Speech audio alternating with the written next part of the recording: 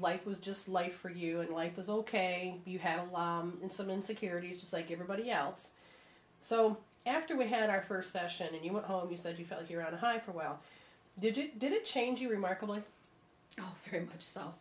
Very much, because I actually could see what was going on and make sense of it. The awareness alone, I didn't have the awareness before. I was just going with life.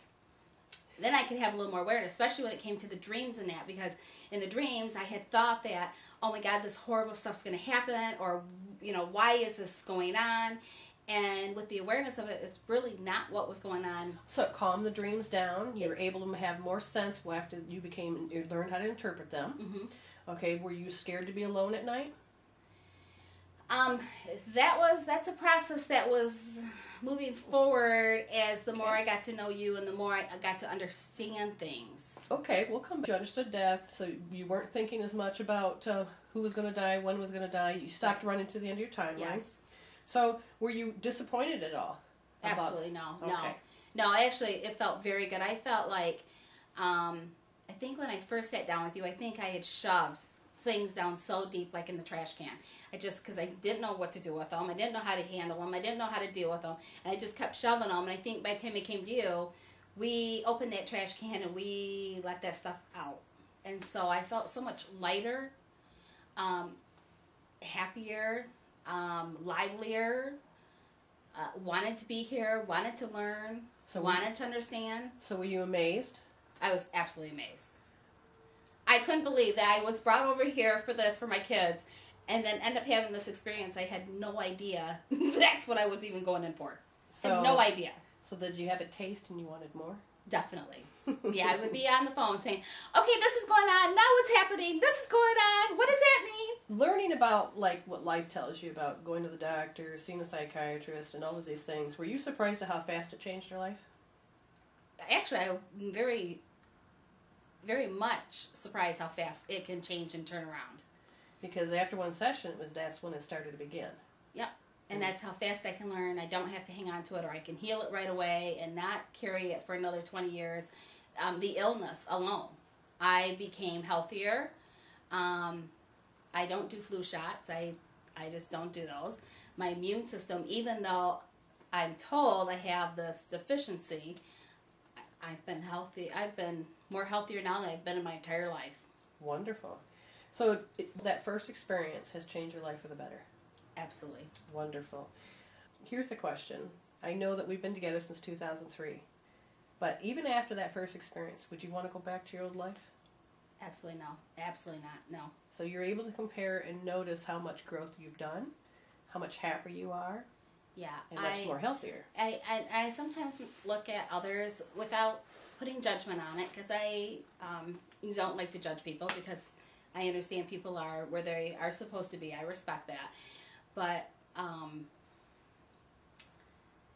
I look at sometimes of the crap that they're in, or the misery that they're in, or the choices that they make, which I respect, because that's how they're going to learn from it. But, there's so much easier ways than living with that every day. And how'd you feel about that? You didn't even know that for yourself. Right. And I don't want to I've taken medications, antibiotics, and I was getting to some potent antibiotics where they were kind of getting nervous, because they're like, if you really, really, really, really get sick, I'm not sure what's going to help you, because we were already digging into the big stuff. Wow. So I don't like to take pills. If I have to, I will. There's but nothing wrong with it. That's right. one reason why they're there. I don't have to, but it's temporary use. I see sometimes the misery that people carry, and I just think you really don't need to carry that. Or are you? Are they open, or have you? I've come both and both. I will plant a little seed and see if they're open for it. If they're not, I just bless them, and I know that seed will grow eventually. I can't make it rain, but I can plant the seeds. It depends. It depends on the situation. Or a lot of times I'll just share where I've been. Oh, so you're testifying about what's happening with you, and how does people want it then? People will look at it. They'll think about it then a little bit, and they're not so quick to judge, to say a no. So you're learning to walk your talk. Well, like going through with my sister, and a lot of people thought I was in denial because the way I reacted. I didn't react the way I guess most people do when they're going through a Well, traumatic event. Let's look at how your dad. Did you react? Did you react totally different from with your sister than your dad? Very much. And so people were expecting you to act like when your dad died. Yeah, and shocked because I wasn't even in my body when my dad. I mean, I checked out, you know. Okay. But with my sister and understanding what she's going through and having to respect this is where her soul is, a lot of people don't understand that. They would just say, "You're in denial. You're really not looking at this. You're not dealing with it." When really I'm dealing with it, but in a whole different way. And I think you had a couple people that were surprised and they wanted to know what your secret was because they noticed that you and your family were in a total different space. We were, because we were able to respect my sister's soul and let her go, knowing she's going to be just as happy where she is. She's even happier where she is now. But yeah, it was. I think that was where the beginning was, where people could really sit back and go, huh. Okay. So I was just going to ask you, did people around you notice? So let's just not think about your sister, but any time that you had been changing and healing, did people around you notice? Did they comment? They do, because they can't figure out what's different or what's going on, or they can't hit my trigger buttons no more, and I don't react the way. Remember that no one can show up to you any other way than you let them. So you're noticing that there's a part of you that is changing, and you're allowing yourself to see it through people that, oh, this is working. This is changing. Right. So now we just have to do the next part. Okay, so the self-talk. Did you notice any difference between your self-talk then and self-talk now? Oh yeah, my self-talk then. Woo, woo, woo, woo, woo, woo, woo. Now Positive don't get me wrong, because my self-talk still does this. I just shut it up now and then and say, thank you for sharing. But So was it positive or negative then? I would say probably back then was probably all negativity.